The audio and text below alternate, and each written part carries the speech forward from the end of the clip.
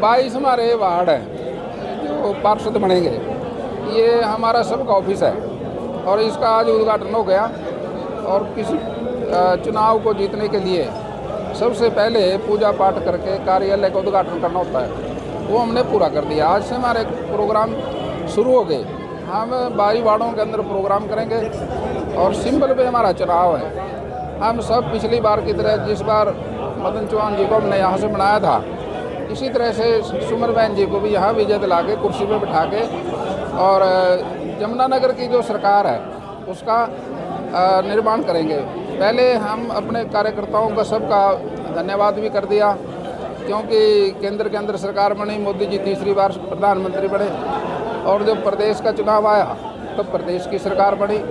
अब जमुनानगर का चुनाव आया, अब निगम की सरकार बनेगी। हमारी सरकारें तीनों बनेगी, जिससे हल्के को, जिले को बहुत फायदा होगा और विकास होगा। जितने भी कार्य हैं स्पीड से करेंगे। धन्यवाद।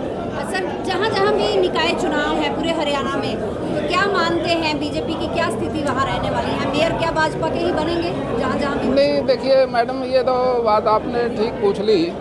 हमारी पार्टी का संगठन के आधार पे हमारे चुनाव होते हैं और सरकार का विकास है, जो सरकार ने पूरा विकास कर रखा है प्रदेश में, देश में, और बूथ लेवल पे हमारा संगठन मजबूत है। जिस पार्टी का बूथ मजबूत होता है उस पार्टी के चुनाव जीते जाते हैं। हमारे जितने भी चुनाव जीते हमने अपने संगठन को मजबूत करके जीते और लगातार संगठन मजबूत होने लग रहा है। निश्चित तौर से सारे मेयर भारतीय जनता पार्टी के बनेंगे, इसमें कोई शंका नहीं। कांग्रेस की स्थिति, कांग्रेस पे संगठन तो है नहीं, बाकी आप उन्हीं से बात कर ले तो अच्छा है। दिल्ली की जीत से पहले हरियाणा में जीत हुई थी और हरियाणा की जीत दिल्ली के तीनों तरफ थी।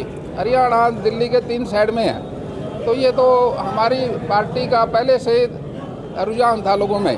जब हरियाणा जीत लिया तो दिल्ली भी जीतेंगे। और दिल्ली इसीलिए भारतीय जनता पार्टी ने विकास के आधार पे, वहाँ पर आम आदमी पार्टी की एंटी कमेंसी बहुत थी, इसलिए हमारी पार्टी वहाँ चुनाव जीती। कई बार प्लेटफार्म पे भीड़ तो होती है ट्रेन की, और प्रयागराज जाने के लिए लोगों में काफ़ी उत्साह भी है। वर्ल्ड का रिकॉर्ड है ये, लेकिन कई बार अनाउंसमेंट हो जाती है इस प्लेटफार्म से नहीं दूसरे प्लेटफार्म पे ट्रेन आएगी, लोग जल्दी जल्दी में कुछ थोड़ा निर्णय लेकर दिक्कत में आ जाते हैं, और कोई कारण नहीं। सर, जो डिपोर्ट होके आ रहे हैं अमेरिका से, जो पहला विमान आया उसमें भी यही विपक्ष आरोप लगाता रहा कि उनको बेड़ियों में जकड़ कर लाया गया। उसके बाद आवाज़ भी उठी, लेकिन दूसरा जब भी विमान आया उसमें भी वही स्थिति थी। तो इसमें सरकार को कुछ करना नहीं चाहिए? क्यों उनको अपराधियों की तरह लाया जा रहा है? देखिए, वहाँ की सरकार के जो नियम हैं वो सरकार अपने नियमों को लागू करती है। अब हमारे देश का जो नियम है हमारे देश में लागू होगा, तो ये तो इंटरनेशनल मुद्दा है। पूरी तरह से आश्वस्त हैं कि हम बहुत भारी मतों के साथ यहाँ से विजयी होने वाले हैं, क्योंकि सबका आप देख रहे हो माहौल कैसा है, पूरा जश्न का माहौल है।